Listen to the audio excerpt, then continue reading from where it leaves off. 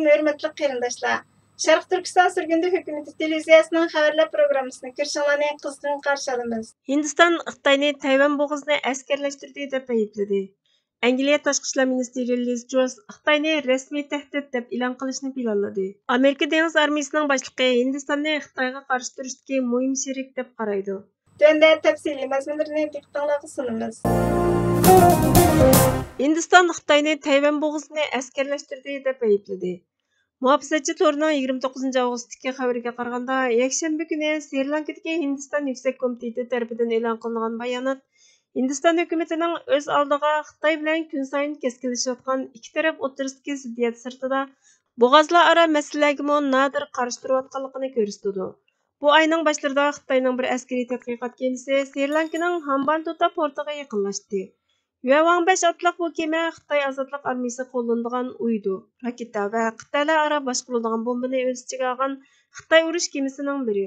Hindistonning Beyjingning portni askariy baza qilib olishidan ansirish tufaylidan e'tiroz bildirish natijasida Yuan 5ning kirishi kechiktirildi. Xitoy tashqi ishlar ministrligi kemaning xalqaro qonun va tartibga uyg'un dengiz tadqiqoti olib borganligini, hech bir davlatning amonlik va iqtisodiy manfaatini ta'sirga uchratmaganligini aytdi.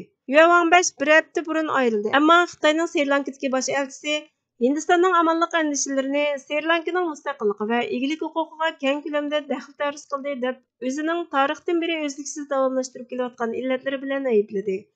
Shanba kuni Hindistonning Kolumbiyadagi yuksak komiteti Sri Lankaning boshqa bir davlatga xizmat qilish uchun besim va keraksiz talash tortishga emas, qo'llashga ehtiyoj ekanligini, bo'libmi Xitoyning qarz tuzaq diplomatiyasini ro'shan aks ettiradigan Xitoy mablag' solgan Hambantota portini tilga oldi. Sri Lanka hozir eng nachar iqtisodiy krizisdan qutulish ko'yida. Analizchilarning aytishicha, u Hindiston bilan Xitoyning ta'sirini muvozanatda tutadi. Xitoyning bergan qarzi davlat tashqi qarzining 10%ni egallaydi. Bu yil kirgandan beri Hindiston Sri Lankaga 3 milliard 800 million dollar qarz berdi. Avstraliya davlatlik universitetidagi Tayvan va Xitoy masalasi mutaxassisi Van Tisang Hindistonning Xitoyni bo'g'azni askarlashtirish bilan ayblashdagi maqsadining yangi bozorlik pishanglarini yaratish ekanligini aytdi. Kema Amerika Oq saroy bayonotchisi Nancy Pelosining Tayvan ziyaratidan keyingi Xitoyning keng ko'lamdagi harbiy manevri oxirlashib, bir haftadan keyin Hambantotga yaqinlashdi.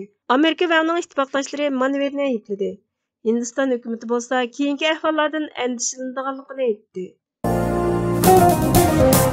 Angliya tashqi ishlar ministri Liz Truss Xitoyni rasmiy tahdid deb e'lon qilishni planladi. Yuan to'rining 29 avgustdagi xabariga qaraganda, Angliya vaqt gazeti Liz Trussning planiga asosan Xitoyning tunji qatim davlat bexatarligiga tahdid davlat qatoriga kiradiganligini xabar qildi. Diplomatiya ministri agar bosh ministr bo'lib saylansa, tashqi siyosatni qaytadan tuzib chiqadiganligi to'g'risida va'da berdi. U yana kelgusi 10 yilda diplomatiya va mudofaa jihatdagi Angliyaning muhim nuqtalarining qanday bo'lishi kerakligi haqida birlashma tekshirish ochadiganligini aytdi. Uning ittifoqdoshlarining so'ziga qaraganda, agar bu harakat yuz bersa, Xitoy Rossiyaga o'xshash o'ringa ko'tariladigan. Tekshirishda Xitoy sistemlik raqobatchi, Angliya bilan bo'lgan savdo munosabatini cho'nqurlashtirish kerak davlat deb tasvirlandi. Qandaqla bo'lmasin, u davlat bexatarligiga olib keladigan xatardan ehtiyot qilishi kerak. Amerika davlat ishlari kotibi Antony Blinken bir necha oy ilgari Xitoyning xalqaro qoidalarni asos qilgan tartibga eng chong tahdid deb atadi. Tilga ilishga arziydigini Avom palatasining boshlig'i Nancy Pelosining bu oydagi Tayvan ziyaratidan keyin Amerika Xitoyning jiddiyligi yuqori. Truss Times gazetiga Liz Truss tashqi ishlar ministri bo'lgandan buyon Angliyaning Beyjingga tutgan maydonini texnik kuchaytdi. Bosh ministr bo'lib saylansa, davomli burkut pozitsiyasini qo'llandi. U Xitoyning iqtisodiy besimini tilga ilishda aktiv bo'ldi. G7 va boshqa ittifoqdoshlar bilan hamkorlashib, o'rta va tuvan kirimlik davlatlarga mablag' solishga safarbarlik qiladi dedi. Amerika dengiz armiyasining boshlig'i Hindistonni Xitoyga qarshi turishga muhim sherik deb qaraydi. Hindiston bayoni to'rining 29 avgust kunidagi xabariga qaraganda, Amerika dengiz armiyasi harkisining boshlig'i Admiral Mike Gilday Hindistonning kelgusida Amerika uchun hal qilg'uch sherik bo'lib, Xitoyga qarshi turishda muhim rol o'ynaydiganligini aytdi.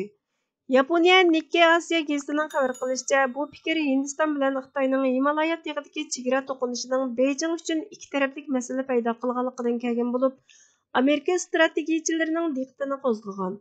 Payshanba kuni Amerika dengiz armiyasining eng yuqori darajalik amaldori Washingtonda o'tkazilgan suhbat yig'inida yangi Dehlini kelgusida Amerika uchun strategik sherik deb qaraganlikdan boshqa davlatlarga qaraganda Hindistonga ko'proq sayohat qilganligini aytgan.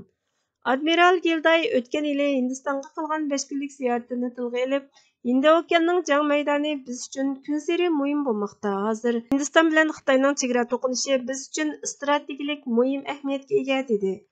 6 ayda Quad rahbarlari Yaponiyada ko'rishganda Beshburjaklik binoning sobiq amaldori Albert Colby Nikki Asiyaga Hindistonning Tayvan haqidagi yerlik urushga bevosita tuhfa qo'shmasmi, ammo Xitoyning diqqatini Himolaya chegarasiga markazlashtirganligini aytdi.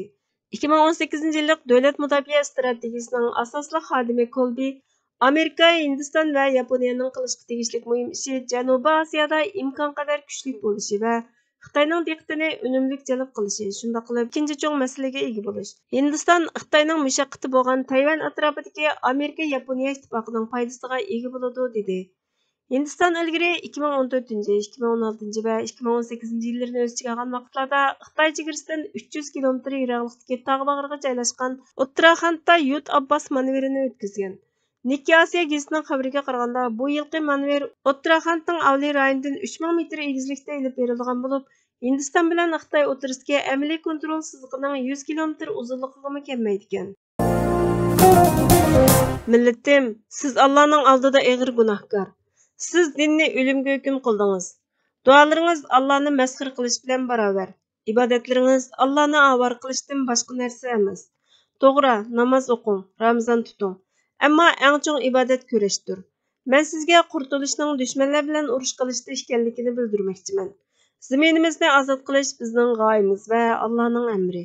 Bu amirga itoat qiling. Shifrimiz ta o'lguncha dushman bilan urush qilish bo'lsin deydi Kavkaz qahramoni Shayx Shamil.